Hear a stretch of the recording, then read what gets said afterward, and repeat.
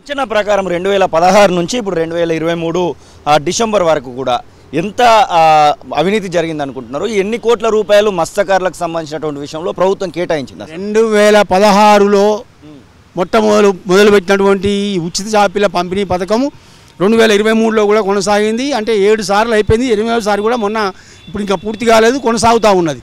ఈ మొత్తం వ్యవస్థలో 580 కోట్లు, దాదాపు 600 కోట్ల రూపాయలు ఖర్చు అయింది ప్రభుత్వం నుంచి. కేవలం ఉచిత చేప పిల్లల పంపిణీ పథకం పేరు మీద సుమారు 600 కోట్ల రూపాయలు ఖర్చు అయింది. అందులో సగానికంటే ఎక్కువ అవినీతి అక్రమాలకే ఖర్చు అయినాయి.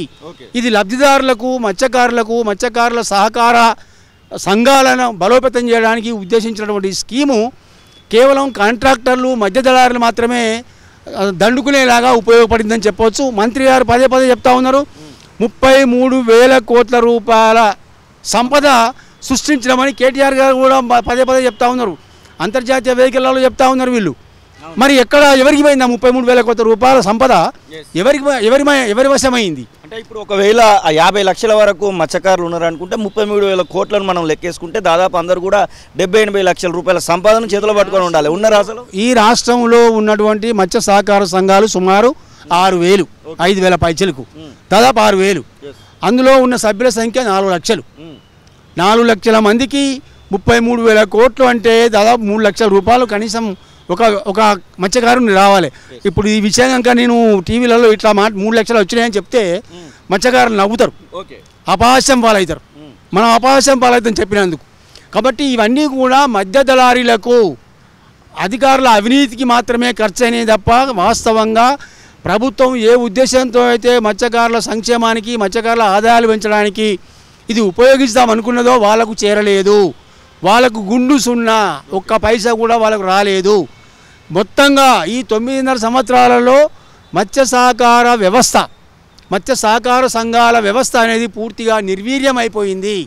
దీన్ని బలోపేతం చేయాల్సినటువంటి బాధ్యత ఇప్పుడున్న కొత్త ప్రభుత్వం మీద ఉన్నది అని చెప్పి నేను చెప్పదలుచుకున్నా. మీరు ఇప్పుడు గతంలో పనిచేసినటువంటి ఫిషరీకి సంబంధించినటువంటి ఫెడరేషన్ చైర్మన్గా ఇప్పుడు ఉన్నటువంటి ప్రభుత్వానికి మీరు మీ దగ్గర ఉన్నటువంటి ఆధారాలతో అటు ముఖ్యమంత్రిని కానివ్వండి, లేకపోతే కొత్తగా ఎవరైనా పశుసంవర్ధక శాఖ మంత్రి ఏర్పడితే వారికి కానివ్వండి, డిప్యూటీ సీఎం కానివ్వండి, లేకపోతే గతంలో తెలంగాణ ఉద్యమంలో మీతో పాటుగా పనిచేసినటువంటి వాళ్ళు కూడా, పొన్నం ప్రభాకర్ లాంటి వాళ్ళు కూడా కనబడతా ఉన్నారు. వాళ్ళకేమైనా మీరు ఆధారాలతో ఇవ్వబోతున్నారా? ఎందుకంటే చాలా పెద్ద విషయాన్ని చెప్తున్నారు. 300 నుంచి 400 కోట్ల రూపాయల వరకు 600 కోట్ల రూపాయల స్కామ్ అని చెప్తున్నారు. అది చెప్పబోతున్నారా ఇప్పుడు ఉన్నటువంటి ప్రభుత్వానికి? తప్పనిసరిగా ఇప్పుడు నేను ప్రభుత్వాన్ని ఏం కోరుతున్నా అంటే, ఇప్పటిదాకా గతంలో రాష్ట్ర ప్రభుత్వము 1000 కోట్ల రూపాయలు NCDC నుంచి అప్పు తీసుకొచ్చి, కేంద్ర సహకార సంస్థ నుంచి అప్పు తీసుకొచ్చి 1000 కోట్ల రూపాయలు తెలంగాణలో 2018 నుంచి ప్రారంభించి ఇంటిగ్రేటెడ్ ఫిషరీస్ డెవలప్మెంట్ స్కీమ్, సమీకృత మత్స్య అభివృద్ధి పథకం పేరు మీద ఇక్కడ 1000 కోట్లు ఖర్చు పెట్టింది. ఆ 1000 కోట్లు ఏమైనాయి? ఎవరికి ఖర్చు పెట్టింది? ఒక బండ్లు మాత్రం, మోపెడ్స్ మాత్రం కొంతమందికి ఇచ్చినారు. మరి మిగతా పైసలన్నీ ఏమైనాయి? అసలు దాని మీద చర్చ చేయాల్సి ఉన్నది, దాని మీద ఎంక్వైరీ చేయాల్సి ఉన్నది. 3 అంశాల మీద నేను డిమాండ్ చేస్తూ ఉన్నా, కొత్త ప్రభుత్వాన్ని డిమాండ్ చేస్తూ ఉన్నా.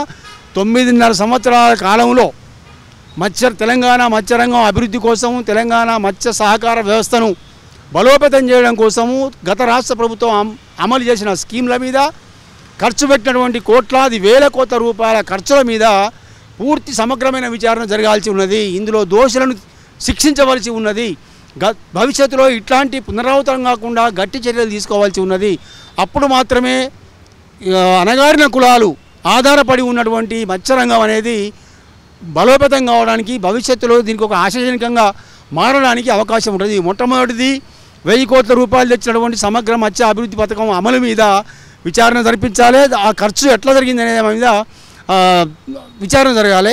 రెండవది, ఈ 8 సంవత్సరాలుగా అమలు చేస్తున్న ఉచిత చేప పిల్లల పంపిణీ పథకం అమలు తీరు మీద, తద్వారా వచ్చిన లాభాల మీద, తద్వారా వచ్చిన ఉత్పత్తి మీద, ఆదాయాల మీద ఎవరికి పోయినాయి, అవి ఎన్ని పిల్లలు వేసినారు, అందులో జరిగిన కుంభకోణాలు ఏమిటి, అందులో జరిగిన అవకతవకలు ఏమిటి, అవినీతి ఏమిటి, అక్రమాలు ఏమిటి, ఈ అంశాల మీద సమగ్రమైన విచారణ జరగాల్సి ఉన్నది. మూడవది, కేంద్ర ప్రభుత్వము 20,050 కోట్ల రూపాయలతో ప్రజా సంపద యోజన అనే స్కీమ్ని అమలు చేస్తూ ఉన్నది.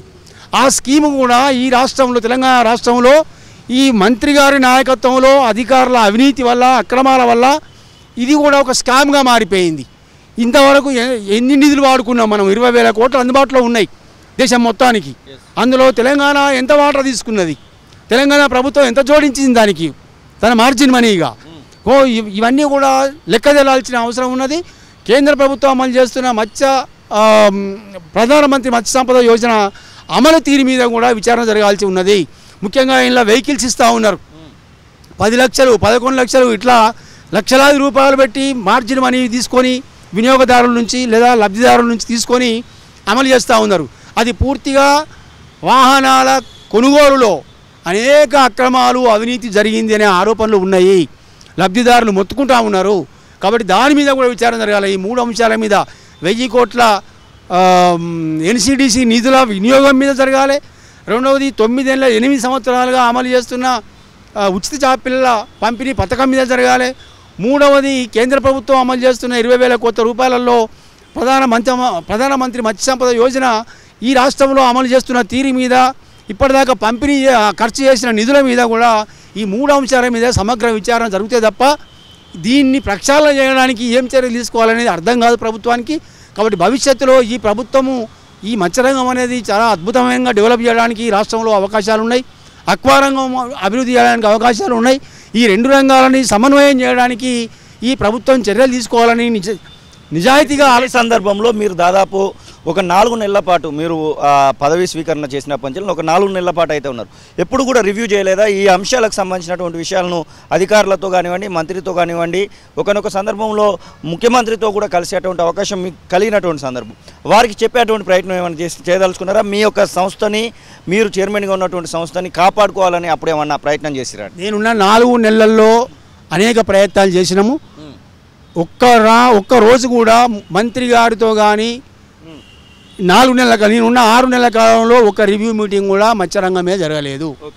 రెండవది ముఖ్యమంత్రి గారిది నాయకత్వంలో అనేక రంగాల మీద అనేక శాఖలకు సంబంధించిన రివ్యూలు జరిగినాయి. కానీ మత్స్యరంగం మీద 9.5 నెలల్లో నాకు జ్ఞానం ఉన్నంత వరకు, నాకు తెలిసినంత వరకు కనీసం ఒక్కసారి కూడా రివ్యూ జరిగిన దాఖలాలు లేవు. అదేవిధంగా మేము ప్రయత్నం చేసినాము. మొట్టమొదటిసారి 10 సంవత్సరాల కాలంలో మొట్టమొదటిసారి ఫిషరీస్ ఫెడరేషన్ బోర్డు మీటింగ్ను పెట్టి 50 అంశాలతో నేను తీర్మానాలు చేసినప్పటికీ కూడా ఇంతవరకు కూడా అది తీర్మానాలు ఆమోదించినట్టుగా ఈ ప్రభుత్వానికి ఒక నివేదిక కూడా ఈ రాష్ట్ర మత్స్యశాఖ నుంచి లేదా ఫెడరేషన్ నుంచి ఇంతవరకు అందలేదు.